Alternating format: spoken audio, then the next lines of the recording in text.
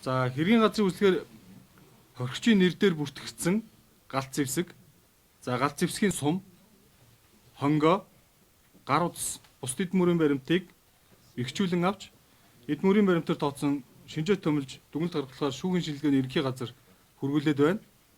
За мөрдөн шаардлагын ажиллагааны хүрээнд амиа хөрөгч энэ галт зэвсэг эзэмших сургалтанд хамрагдсан. За өөрийн нэр дээр галт зэвсэг худалдан авсан болох нь тогтоогдож заашд мөрдөн шалгах ажиллагаа явуулж байна.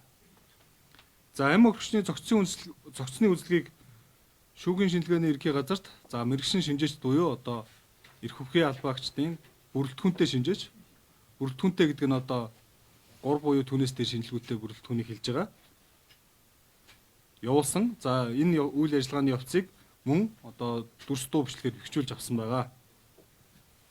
За хэрэгт амиа хөрөгчийн дүрсэндөө энийг хуулийн төлөөлөгчөөр тогтоосон.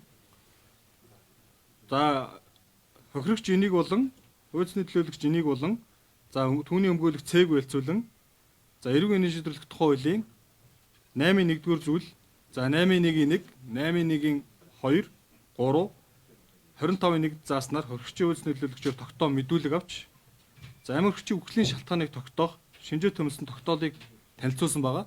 За тогтоолыг танилцуулахад за хуулийн төлөөлөгч болон одоо түүний өмгөөлөгчийн зүгээс ямар нэгэн санал тусд гаргаагүй.